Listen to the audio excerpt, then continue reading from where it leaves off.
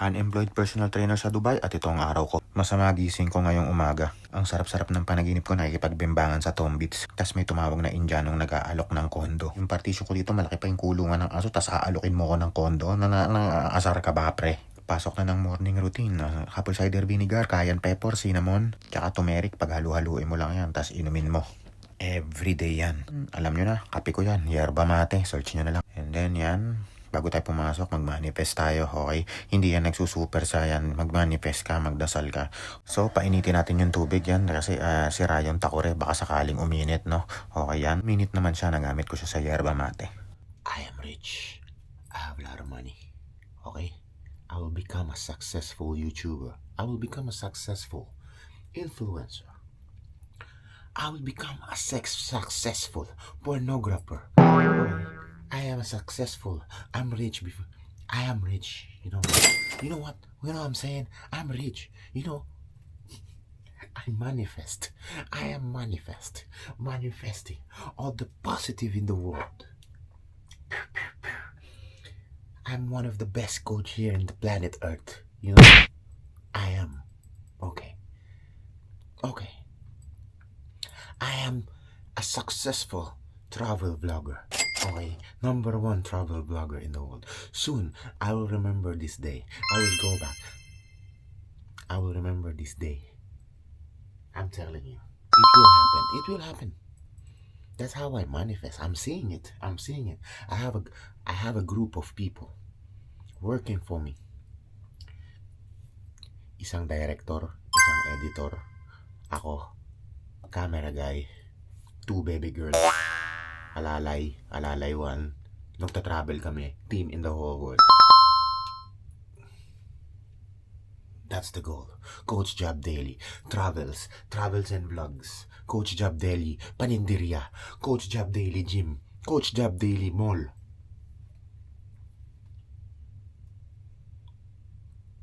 Coach Jab Daily supermarket. Coach Jab Daily Purinaria. Coach Jab Daily peanut butter. Okay.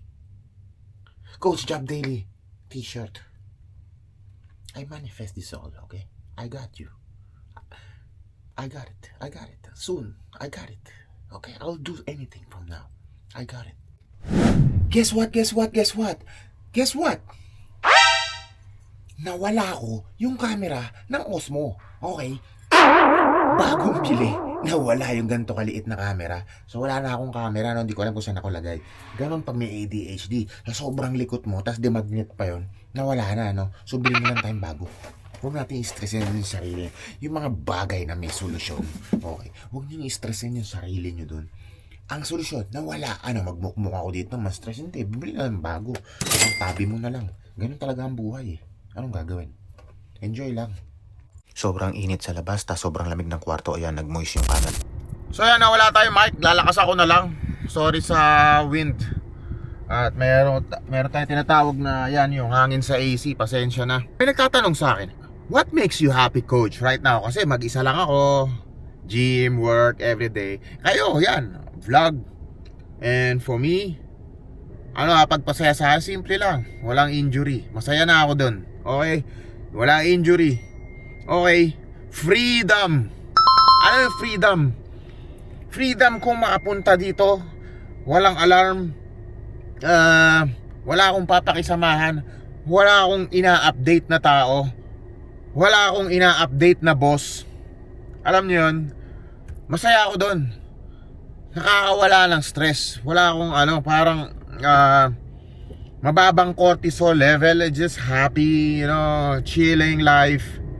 That's what makes me happy. Hindi man ganun kayaman, hindi man ako mayaman, eh. May nabasa nga ako sa comment, coach, kala ko may-ari ka ng flat or what? Kala ko mayaman ka dito sa Dubai. Hindi. Kung mayaman ako sa Dubai, wala ako sa Dubai, nasa Thailand ako. Okay, kung mayaman ako, di ba? Kung mayaman ako, wala ako dito. Okay, or nagta-travel ako or whatever. So di ako mayaman. Pinili ko lang to. Mahirap man, pero it's fine. Okay? Mahalaga masaya ka sa ginagawa mo, okay? Freedom for me is happiness. Okay? Kaya nga hirap magka-girlfriend kasi pag may girlfriend ka, hindi nila maintindihan yun eh, no? Freedom. Ang hirap kaya mag-update sa jowa. Parang, I'm a man, no? Why will I update you? You know, yun yung para sa akin, di ba? Pupunta ako dito sa lugar, hindi ako magpapaalam. Kung ever may jowa ako, hindi ako magpapaalam. I will tell you. I will just tell you, whether you like it or not, I'll go. Okay? That's me. Takot ka ba sa asawa mo? Medyo. Next. Ganun ako. Okay? Pag ako mag-hire ng staff, mga editor or anything, cameraman, pag ako nag-travel, kasi yun ang plano ko eh, no? Soon, one by one, step one by one. I don't know when, but yun yung pinaplano ko. So mag-hire ako, of course, kasama ko sa travel yun.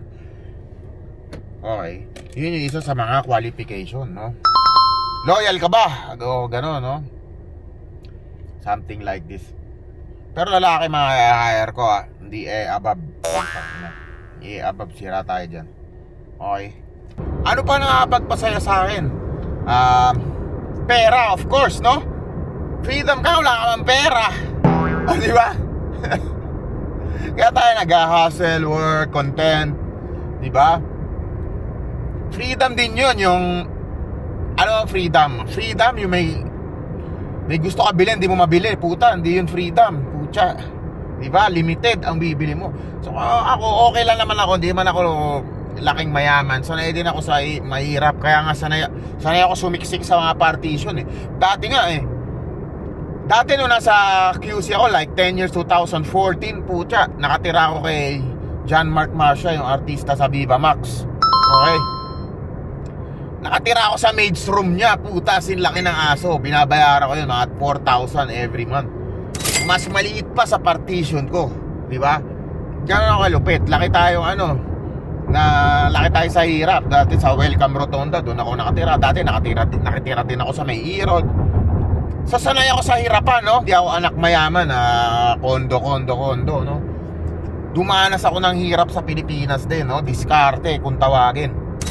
So, ngayon, masaya ako na nabibili ko rin yung mga gusto ko, no? Ganun. Yun ang freedom. Okay? Tsaka freedom ko. Ano pa makapagpasaya sa akin? Travel. Sobrang addict ko mag-travel, especially sa Thailand. Pag kayo nag-Thailand, para sa akin, hindi ko rin alam kung ano meron sa bansa na yun, pero nakaka-addict talaga, eh, no? So, yun. I love traveling. That makes me happy. That makes me excited. Ano pa makapagpasaya sa akin? UFC. I love fighting. I love combat sports. I love watching combat sports. Boxing, Muay Thai, MMA. Yeah. I love it. So ngayon, excited ako. Mayroon parating na laban. Islam Makhachev versus Ian Machado Gary. No? So, mag-i-invest tayo ng pera doon. Siyempre, pipili natin si Islam, of course. Alright, pero let's see. Sa akin. Kepek este! Isa na yun, chef. Of course, puta, lalaki ako eh. Anong pala nyo sa akin? Bakla. Che! Sira na dapat yung araw ko ngayon. Pero nakita ko to. Sabi sa inyo eh, Dubai is the best place on earth, di ba? Ilahin mo to, mahal-mahal nito. Tinag-check ako kung magkano to, nasa 200 dirhams. Okay, times 16 nyo na lang, yun yung price nito sa peso, itong maliit na to. Okay, and daming nakaganito dito sa gym, no? Naka-Osmo, no? So dito, puta, isosoli nila sa'yo yan. Okay, ganun kalupit dito sa Dubai, ganun ka-safe tong country. Kaya gustong gusto ko dito eh. Okay, saka makakita dito sa gym na to. First time ko makakita dito sa gym. Okay, Richard Mille na relos ni pinapatong sa ganito. Okay, pinapatong Rolex, Richard Mille, AP. Andito lang nakakakalat doon sa locker. Wala nagtatangkang kumuha kasi nga ganun ka-safe dito sa Dubai, no? Especially dito sa gym na to, puro mayayaman yung gym dito. Puro mayayaman dito sa Oxygen Gym. O, karamihan dito, okay? Mahal na membership eh, okay? So, I'm so happy. Pabili na ako sana kanina sa Amazon, okay? Nag-check ako ng price, puta. Sabi ko, shit, ang mahal. Paggastos na naman ako. Pero, No, no, no. I got it. I got it. Alam mo, binuklat ko kanina sa bad trip ko kanina. Nasa kotse, di ba? Sa ilalim. Puta, baka na, alam mo yung ano, yung kotse, meron doon tinatawag na Bermuda Triangle, yung sa gilid ng seatbelt. Lahat na shoot doon. Okay, lagi nyo titingnan yun. Laging may gamit na maliliit doon. Lahat na yung Bermuda Triangle. Lahat hinihigop ng putang inang yun eh. Okay. Chinek ko doon lahat, no? Wala. Binaliktad ko yung bag ko. Wala. Binaliktad ko yung kwarto ko. Sabi ko, shit, baka naiwan ko sa Lucky's Gym. Tapos tinignan ko yun ng content ko, yung ito nga yung episode 1 ng magbayad ng utang. Tapos shit, ginamit ko dito. Tapos yun na, no? Naalala ko. Ganyan pag may ADHD. Okay. Lahat makakalimutan mo, lahat sabaw-sabaw. Tingnan mo, nakalimutan ko yung Apple Watch ko. Nakalimutan ko magdala ng pabango. Lahat nakalimutan ko. Nakalimutan ko din magdala ng sapatos na nasa parking na ako kanina, bumalik lang ako eh. Ganon kalupit ang ADHD. Okay. Lahat may bagong process sa utak. May gagawin ako. Tapos may gagawin ako. Tapos nakita ko to. Tapos nakita ko to. Nakalimutan ko na yung una kong gagawin. Ganon ang ADHD. Putang ina, no? Okay. So, yan, no? Let's go, baby. Hintayin natin yung 4 o'clock line. 3 clients lang ako ngayon. Si Omar lang gusto magpa-video. Una nga niya magpa-video kasi sumisikat na siya. Then, umuwi ako na maaga. Pumunta tayo sa Algorer Mall. Ito ang Algorer Center or Union kung tawagin dito sa May Deira. So, ito ang lugar ng Union na kung saan maraming terminal, maraming tao. So, ito naman ang Algorer Mall. Okay. Ito naman yung tinatawag na tawiran. At ang tawiran na yan ay parang Squid Game. Pag red, bawal tumawid. Pag green, pwede kang tumawid. Pag red, natawid ka, hindi ka mamamatay. Dito, magkaka-fines ka. Okay. So, mahal ang fines. So, sumunod na lang kayo sa batas para di kayo Squid Game. Birthday ng kliyente ko si Muhammad at si Majid. Bibili natin ng regalo kaya pumunta ako dito sa Algorer Mall. Tapos may napadaan ako dito sa brand ng tsinelas. Nag-check ako ng tsinelas. Ang ganda kasi wala na rin akong tsinelas. Flat yung tsinelas ko. Masakit na rin yung paa ko. Puti ang binili ko para madaling ipare sa lahat. Mahilig ako magmedyas eh. Para kabayan. Kabayan na kabayan yung datingan. Coach. Naka-tsinelas ka tsaka medyas. May lagnat ka. Wala kang pakialam. So yan, umuwi na ako. Naaalala ko pala, bibili pala ako regalo. Tumama na may ADHD ko. Bali bukas na lang ako bibili uli. Lintik na yan, nakalimutan ko. Sarado na yung mall. Follow for more fitness tips.